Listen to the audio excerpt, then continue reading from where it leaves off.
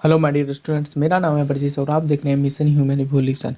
तो आज का ये हमारा टॉपिक है कि ट्वेल्थ कॉलेज में जो एग्ज़ाम होता है और बिहार बोर्ड में जो एग्ज़ाम होता है उससे बेहतर मैंने कुछ क्वेश्चन इकट्ठे किए हैं। उसी के आधार पर मैं आपको कुछ क्वेश्चन है जो आपको बोर्ड एग्ज़ाम में काफ़ी हेल्पफुल होगा। तो यदि आप इस चैनल पर नए हैं तो इस चैनल से जुड़कर हमारा सभी वीडियो पा सकते हैं, इसीलिए आपको सब्सक्राइब जरूर करना पड़ेगा। तो चलिए आज का ये वीडियो शुरू करते हैं। तो पहला क्वेश्चन है, मोहन राकेश की एकांकी का शीर्षक है। तो उसका सही आंसर है सिपाही की माँ। मोहन राकेश की एकांकी का शीर्षक है। उसने कहा था शीर्षक कहानी में किस युद्ध का उल्लेख है? तो प्रथम विश्व युद्ध का उल्लेख है। अर्धनारीश्वर का किस विद्या से संबंध है? अर्धनारीश्वर का निबंध से संबंध है। इंपॉर्टेंट क्वेश्चन है। जूठन किस विद्या की रचना है? जूठन आत्मकथा की रचना है। तिरछी कहानी के कहानीकार है उदय प्रकाश। तिरछी कहानी के कहानीकार है उदय प्रकाश। सूरदास के रचयिता है सूरदास जी। सूरदास के रचयिता है सूरदास। पुत्र वियोग कविता के रचयिता है सुभद्रा कुमारी चौहान। बालकृष्ण भट्ट की रचना बातचीत है ललित निबंध। ललित निबंध। प्रकृति वर्णन से संबंधित कविता है उषा। प्रकृति वर्णन से संबंधित कविता है उषा। हंसते हुए मेरा अकेलापन के लेखक है मलयज। हंसते हुए मेरा अकेलापन के लेखक है मलयज। तो प्रगति और समाज साहित्य की किस विद्या की रचना है? तो वो है निबंध। उसने कहा था का रचना वर्ष है 1915।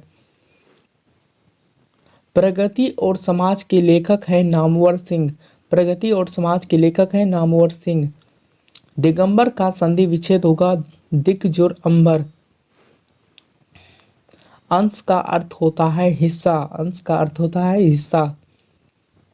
आस्तीन का सांप होना मुहावरे का अर्थ है कपटी मित्र या आपके घर में ही रहकर दूसरों की मतलब अपनों की बुराई करना, वो होता है आस्तीन का सांप। गरे मुर्दे उखाड़ना मुहावरे का अर्थ है पिछली बातें को याद करना। बड़वे रामायण के रचयिता है तुलसीदास। बड़वे रामायण के रचयिता है तुलसीदास। अधिनायक शीर्षक कविता के कवि हैं रघुवीर सहाय। अधिनायक शीर्षक के कविता के कवि है रघुवीर सहाय। भूषण किस काल के कवि थे? तो भूषण किस काल के कवि है? तो भूषण रीति काल के कवि है। ज्ञानेंद्र पति की कविता है ज्ञानेंद्र पति की कविता है गांव का घर। जयशंकर प्रसाद किस बात के कवि थे? तो जयशंकर प्रसाद छायावाद के कवि थे। पुत्र वियोग किस प्रकार की कविता है? तो पुत्र वियोग जो है शोक गीत है एक। उषा कविता के कवि है शमशेर बहादुर सिंह। उषा कविता के कवि है शमशेर बहादुर सिंह। अकाल शब्द का विलोम है सुकाल। यानी कोई लोग आकाश का पताल होता है, लेकिन यहाँ अकाल है, मतलब वहाँ कुछ नहीं, अकाल आ जाता है। जैसे बाढ़ आ जाती है तो अकाल आ जाता है, तो अकाल में यदि कुछ मिलता है तो उसे कहते हैं हम सुकाल कहते हैं। पूजा शब्द का विशेषण है पूज्य। पूजा शब्द का विशेषण है पूज्य। तलवार शब्द का पर्यायवाची है करवाल। ब्राह्मण शब्द का पर्यायवाची है अग्रजन्मा। ब्राह्मण शब्द का पर्यायवाची होता है अग्रजन्मा।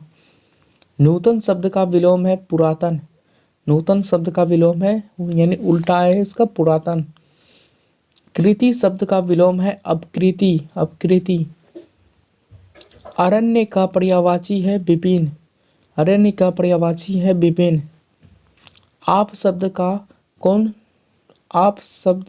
कौन सर्वनाम है? तो उसका है पुरुषवाचक सर्वनाम। पुरुषवाचक।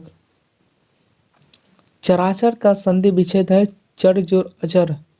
चर जोर अचर चराचर। परम ओजस्वी का संधि विच्छेद है परम जोर ओजस्वी। अन्वय कौन संधि है? तो यन संधि है इसमें। गजानन कौन सा समास है? तो गजानन जो है वो है बहुब्रीहि समास।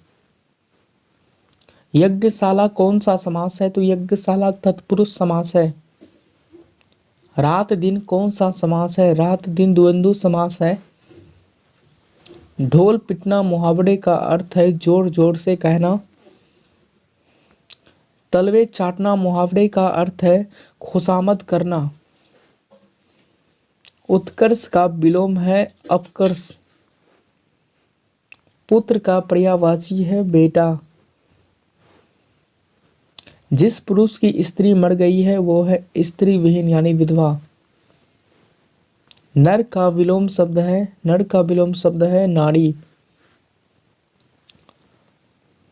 कान देना मुहावरे का अर्थ है ध्यान देना, जैसे आपको अपने पिताजी की बात पर ध्यान देना चाहिए।